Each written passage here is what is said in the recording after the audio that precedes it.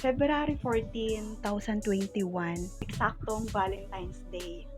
Meron akong ginawang isang bagay na magkakaroon pala ng malaking impact sa aking buhay sa hinaharap. At ito ay ang aking YouTube channel. Alam mo ba na never kong pinangarap na maging isang YouTuber at never kong pinanong magkaroon ng isang YouTube channel? Hindi ko binalak, pero ito ay nangyari. Bakit? Dahil ginawa ko agad. Agad-agad. Since 2008, 2009, mahilig na akong manood sa YouTube. Kadalasan ang pinapanood ko mga music videos, mga lyrics ng mga kanta, and dumating pa nga yung point na sobrang na-addict ako sa pinapanood ko sa YouTube. At ano to? Ito yung Flip Top Battle. You know, Zaito, Enigma. Pero never sumagi sa isip ko na gusto ko rin gumawa ng isang YouTube channel at mag-upload ng sarili kong video. Never. So, anyari? Ba't nandito ako ngayon? Fast forward, 2021, pandemic.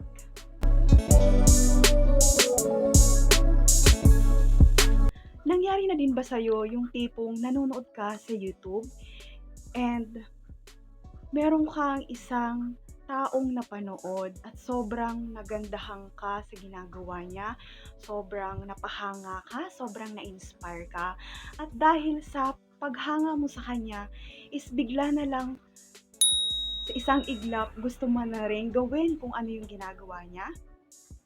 Kung oo, yes, parehas tayo. Alam mo ba na nung napanood ko ang vlogger na to, bigla na lang, gusto ko na rin gumawa ng isang YouTube channel. Gusto ko na rin maging isang vlogger. Gusto ko na rin maging katulad niya. Dahil sa paghanga ko sa kanya, gumawa ako ng YouTube channel. Kahit na wala akong idea kung ano ba ang pag-vlog, ano ba ang YouTube. Tapos, dahil lang sa kanya, dahil lang na-inspire ako sa ginagawa niya. So, dun yon nag-umpisa.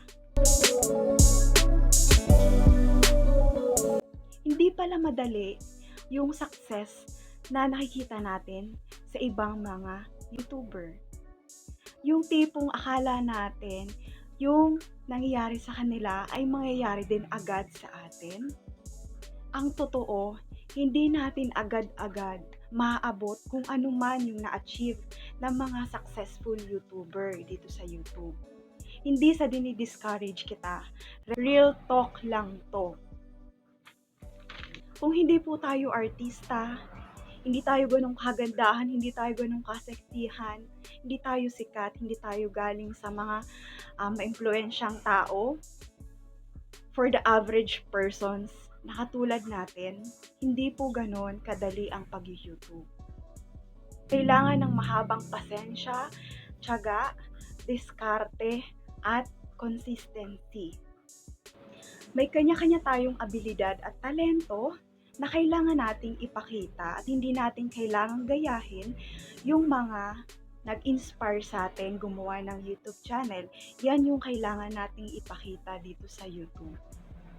Dahil 2.5 years na ako dito sa YouTube, marami na din akong naranasan, nakagawa ng mali, mga failure, marami na rin akong natutunan, and still learning pa din ako. At dahil dito, gusto kong mag-share sa inyo, especially kung kakasimula mo pa lang dito sa YouTube or gusto mong magkaroon din ng isang YouTube channel. Experience ko dito sa YouTube, gusto kong i-share sa iyo na if ever gagawa ulit ako ng YouTube channel, ito na yung gagawin ko at ito yung mga iiwasan ko para mas mapabilis yung pag-grow natin dito sa YouTube na hindi na natin kailangan umabot pa ng ilang taon para mag-grow tayo dito sa YouTube. Ang pinakauna kong gagawin is mag-iisip ako ng niche. Ito po yung content na i-upload natin sa ating YouTube channel para magkaroon tayo ng sarili nating identity. Huwag po tayong pabago-bago ng content na ginagawa. So, yun po yung pagkakamaling nagawa ko dahil ako, nag-umpisa ako sa personal vlogs, gardening, alam mo yon yung dito buhay sa probinsya. And yun yung isa sa dahilan kung bakit matagal na naggo-grow ang isang YouTube channel kapagka paiba-iba tayo ng content na ginagawa.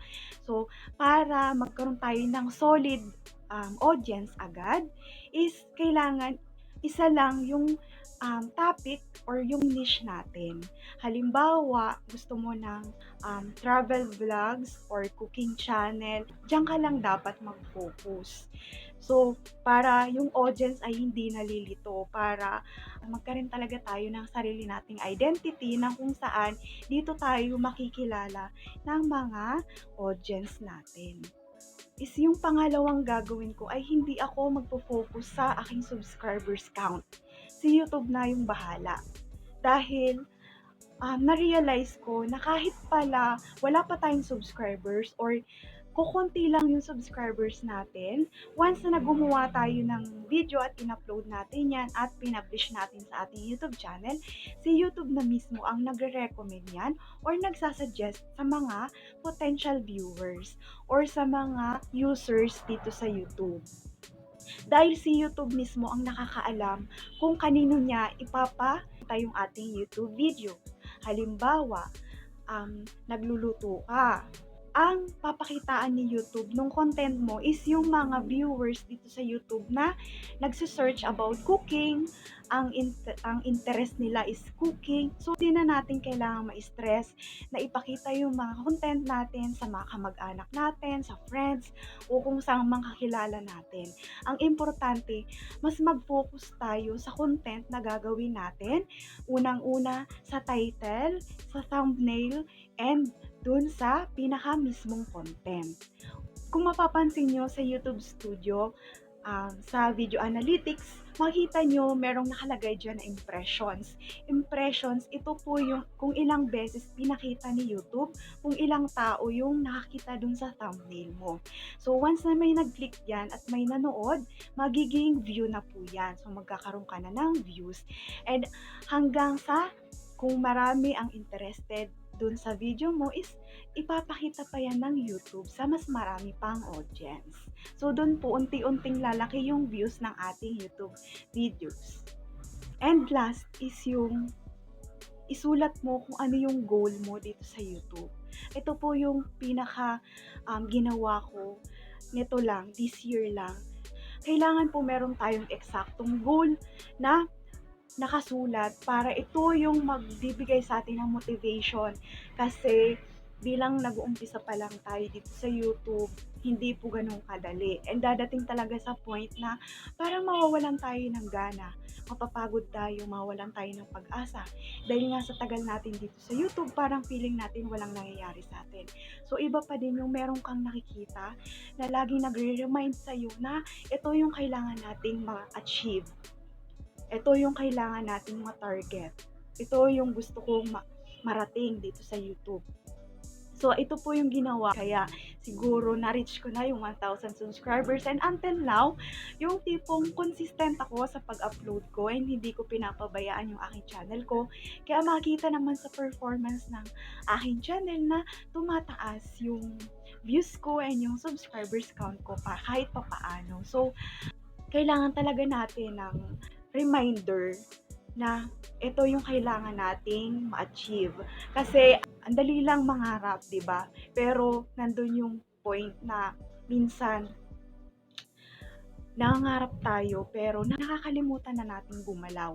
So, wala ring mangyayari kung nakaupo lang tayo and mangangarap lang tayo ng mangangarap. So, kailangan nating kumilos and gawing reality yung ating mga pinapangarap. Okay po. Meron tayong mga gustong ma-achieve dito sa YouTube is make sure din na nag-enjoy ka sa ginagawa mo. Hindi naman po pwede na magpaka-stress ka, na isusubsob mo yung oras mo sa pag-YouTube na hindi ka na pala nag-enjoy sa ginagawa mo. So, mas maganda pa rin talaga yung nare-realize mo na ito yung gusto kong gawin. Ito yung gusto kong marating dahil mahal ko tong ginagawa ko.